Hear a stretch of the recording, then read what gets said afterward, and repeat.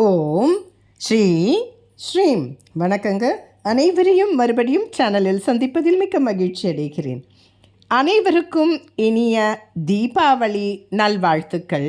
லக்ஷ்மி குபேர பூஜை, தீபாவளி மற்றும் கேதார கௌரி விரதம் நோன்பு இதையெல்லாம் பற்றி இந்த பதிவில் நாம் ரொம்ப சுருக்கமாக எளிமையாக பார்த்துடலாம். சரி, முதல்ல நாம் இதில் பார்க்க இருக்க போகிறது தீபாவளி. தீபாவளி என்ற ஒரு தமிழ் சொல்லுக்கு தீபம் ப்ளஸ் ஆவளி, தீபம் கூட்டல் ஆவளி தான் தீபாவளி. தீபம் என்றால் விளக்கு, ஆவளி என்றால் வரிசையாக நாம் ஏற்றி வைக்கிற விளக்கு அப்படின்று அதனுடைய பொருள். இந்த தீபாவளி என்ன அதனுடைய விஷயம் அப்படின்னு பார்த்தீங்கன்னா, தோன்றிய கதையெல்லாம் ரொம்ப புராண நிகழ்வில் நிறைய இருக்குது. நம்ம எளிமையாக இதில் பார்த்துருக்கலாம். நரகாசுரன் என்கின்ற ஒரு அசுரனை வதைத்த தினமத்தான் கண்ண பரமாத்மா கிருஷ்ண பகவான் நரகாசுரனை வதம் செய்த நாளை தான் நாம் தீபாவளி அப்படின்னு கொண்டாடுகிறோம். அந்த மாதிரி பார்த்திங்கன்னாக்கா உங்களுக்கு திருமகளின் அம்சம் தேவி இல்லையா, பூமாதேவி. வராக அவதாரத்தில் பூமாதேவியோடு இருக்கிறாரு பெருமாள் மகாவிஷ்ணு. அவங்க பூமாதேவிக்கு ஒரு மகன் சௌமன் அப்படின்னு இருக்கிறாங்க.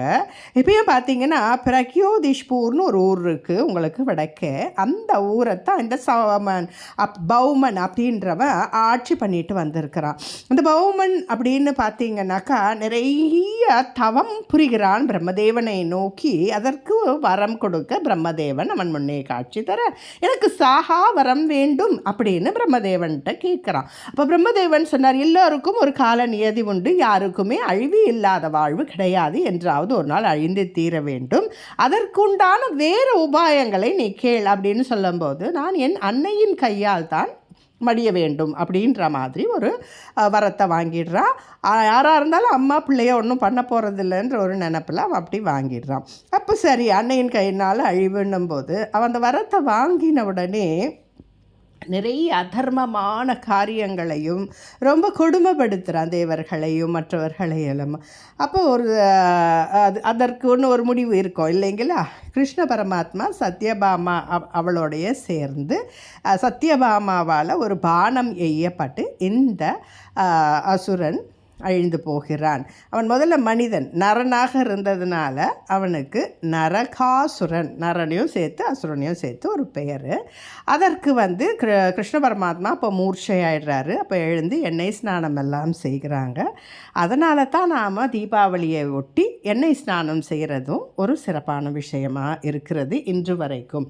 இதுதான் தீபாவளியை ஒட்டி ரொம்ப ஒரு எளிமையான சுருக்கமான புராண நிகழ்வு. உங்களுக்கு மற்றொரு இது என்ன உங்களுக்கு நமக்கு வேதங்களில் சொல்லப்பட்டிருக்கு, புராணத்துலலாம் இதிகாசத்துலலாம் பார்த்தீங்கன்னா, ராமாயணத்தில் என்ன நிகழ்வு அப்படின்னு பார்த்தீங்கன்னாக்கா, ராமர் வனவாசம் முடிந்து அயோத்திக்கு திரும்பிய நாளை தீபாவளியாக ஜெகஜோதியாக விளக்கேற்றி கொண்டாடுவாங்க. ஏன்னா ராமர் போனதுலேருந்து அயோத்தி ரொம்ப ஒரு சோகமாக இருந்தது அவங்க வரும்போது அப்படின்னு சொல்லப்பட்டிருக்கு. அடுத்து கந்த புராணத்தில் என்ன நிகழ்வு அப்படின்னு பார்த்தீங்கன்னா, சக்தி தேவி ஒரு 21 நாட்கள், அதாவது நமக்கு விஜயதசமி நவராத்திரி முடிஞ்ச அந்த விஜயதசமியில் தொடங்கி இந்த கேதார கௌரி நோன்புன்னு அமாவாசை அன்னைக்கு நடக்கும். அன்னைக்கு பார்த்தீங்கன்னா 21 நாள் விரதமாக இருந்து சிவபெருமானை நோக்கி தவம் செய்து சிவனுடைய பாதியை சக்தி தேவிக்கு சிவபெருமான் அளித்திட்டார். அதாவது அர்த்தநாரீஸ்வர ஸ்வரூபத்தை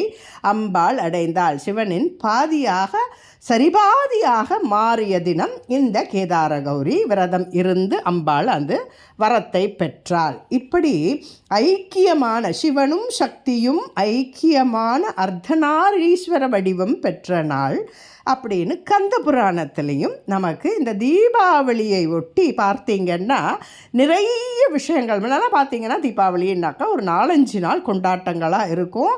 அந்த மாதிரி பார்த்தீங்கன்னா பிரதோஷம், அடுத்த நாள் யமதீபம், அதுக்கப்புறம் தீபாவளி, சதுர்த்தசி அன்னைக்கு நரக சதுர்த்தசி ஸ்நானம், அதுக்கு அடுத்த நாள் தான் இந்த கேதார கௌரி விரதம். அப்படின்னு வரும் உங்களுக்கு. ஸோ இந்த தீபாவளியை விட்டு இன்னொரு விஷயம் என்ன அப்படின்னு பார்த்தீங்கன்னா, சனாதன முனிவர்னு ஒரு முனிவர் இருக்கிறாரு. அவரிடம் போய் தீர்க்க தமஸ் முனிவர்கள்லாம் நம்மளுக்கு நன்மை செய்வதற்காகத்தான் ஒருத்தரோட ஒருத்தர் பேசிக்குவாங்க.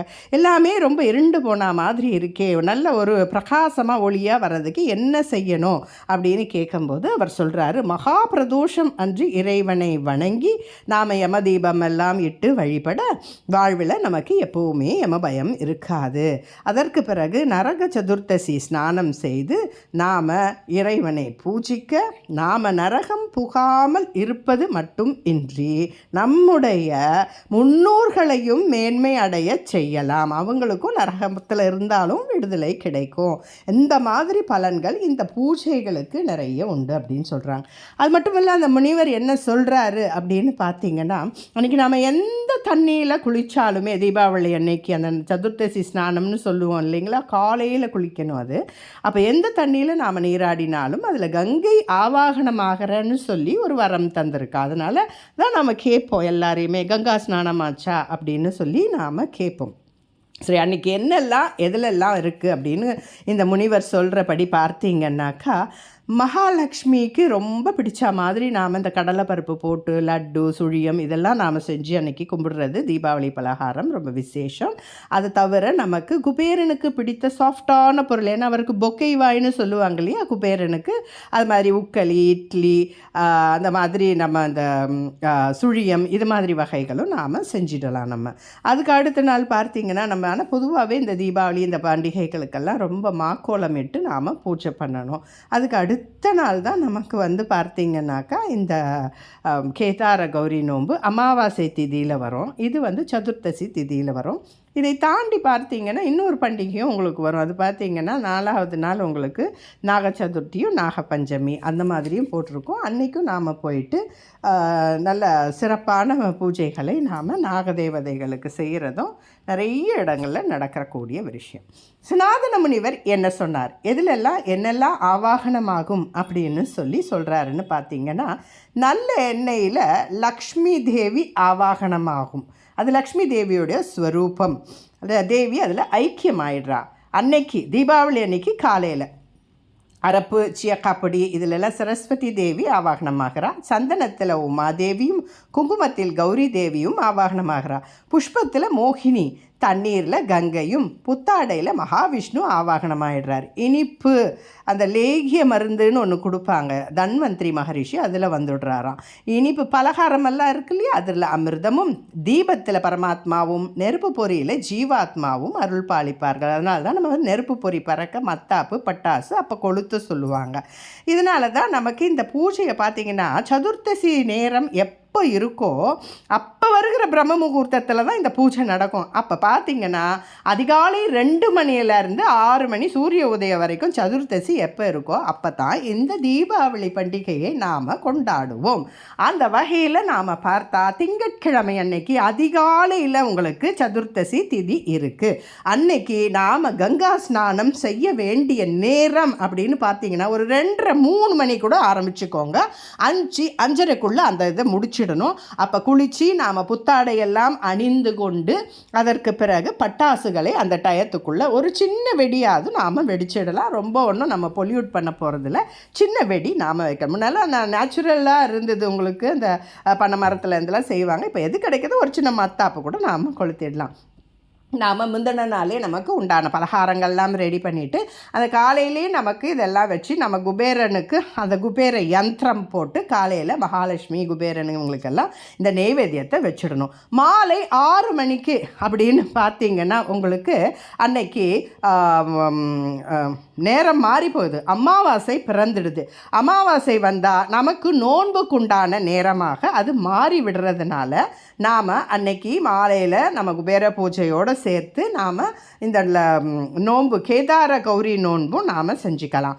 காலையிலையும் நாம் லக்ஷ்மி குபேர பூஜை அந்த யந்திரம் இருக்குது, அந்த நம்பர்ஸ் போட்டு அது மேலே ஒரு காயின் வச்சு அது மேலே ஒரு புஷ்பம் போட்டு முடிகிறவங்க புது நாணயங்கள் வைங்க, இல்லைன்னா வெள்ளி தங்கமும் உங்கள் சௌகரியத்துக்கு நீங்கள் வச்சுக்கோங்க. இல்லைக்கா பொண்ணு வைக்கிற இடத்துல பூ வைக்கலாம்னு சொல்லி ஒரு பூவை கூட நீங்கள் வச்சு லக்ஷ்மி குபேரனுக்கு தெரிந்த மந்திரங்கள் உங்களுக்கு யூடியூப்பில் கிடைக்கும், அது போடுங்க. இல்லைனா மகாலட்சுமி அஷ்டகம் அந்த மாதிரி ஸ்லோகங்களை செய்து குபேர பூஜையையும் நீங்கள் நிறைவு செய்து கோமாதா பசுக்களுக்கு ஏதானும் அப்போ கொடுத்து அந்த பூஜையை நிறைவு செய்துடுங்க. இதுதான் லக்ஷ்மி குபேர பூஜை நாம் செய்ய வேண்டிய விஷயம். காலையில் 3 மணிலேருந்து 5:30 மணி மட்டும் நாம் கங்கா ஸ்நானம் முடிச்சுட்டு தீபாவளி பூஜையை முடிச்சுடுங்க. தீபாவளி அவங்கவுங்க வீட்டில் என்ன வழக்கமோ அப்படி ஒரு வாழை இலையிலேயே இந்த எண்ணெய் சீயக்காய் இதெல்லாம் புத்தாடையெல்லாம் வச்சு பூஜை பண்ணிவிட்டு போய் புத்தாடையெல்லாம் போட்டுக்கிட்டு வந்து அதுக்கப்புறம் இட்லி சுழியம் வடை இதெல்லாம் வச்சு படைப்பாங்க. இது எல்லாமே சூரிய உதயத்தை ஒட்டி முன்னாடியே நடந்துடும். அது தீபாவளி பூஜை முடிஞ்சிடுது. அடுத்து நீங்கள் குபேர பூஜையும் முடிச்சுடுங்க.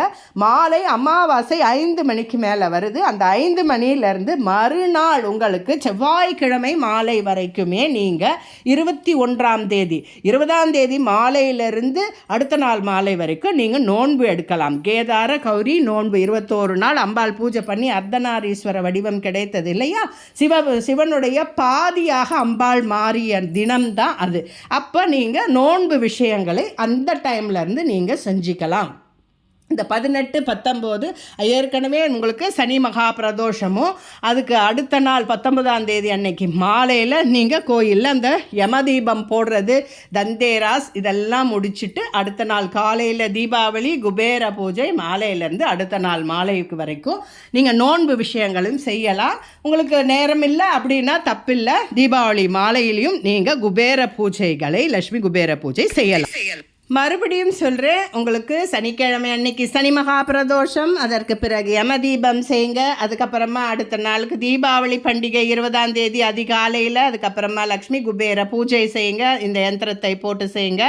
மாலையில் 5 மணிக்கு மேலே உங்களுக்கு கௌரி நோன்பு, அது 21 எண்ணிக்கை வச்சு அதிரசம் பழம் என்னென்ன பலகாரம் அவங்கவுங்க வழக்கப்படி உங்களுக்கு உண்ணா நோன்பு இருந்து இந்த பூஜைகளை எல்லாம் செய்து அதி அற்புதமான சிவபெருமான் மற்றும் கிருஷ்ண பகவான் மகாலட்சுமி குபேரனுடைய பரிபூர்ண அருளை எல்லாம் ஒன்றா சேர்த்து நமக்கு கொடுக்குற ஒரு விஷயம்தான் இந்த தீபாவளி பண்டிகை. அனைவரும் இந்த 4 நாட்களுமே உங்களுக்கு சனி ஞாயிறு திங்கள் செவ்வாய் வரைக்கும் இருக்கும். அதுக்கப்புறமா உங்களுக்கு கந்த சஷ்டி விழா ஆரம்பிச்சிடும். அது அடுத்த பதிவில் நாம் பார்க்கலாம். இந்த அளவில் இந்த உரையை நிறைவு செய்து கொள்கிறேன். அனைவரும் அனைத்து நலங்களும் வளங்களும் பெற்று வாழ்வாங்கு வாழ வேண்டும் என்று வேண்டி விரும்பி இந்த பதிவை நிறைவு செய்து கொள்கிறேன். இந்த பதிவுகளில் உங்களுக்கு பிடித்திருந்தால் கட்டாயம் லைக் செய்யவும், ஷேர் செய்யவும், சப்ஸ்கிரைப் செய்யவும் மறந்து விடாதீர்கள்.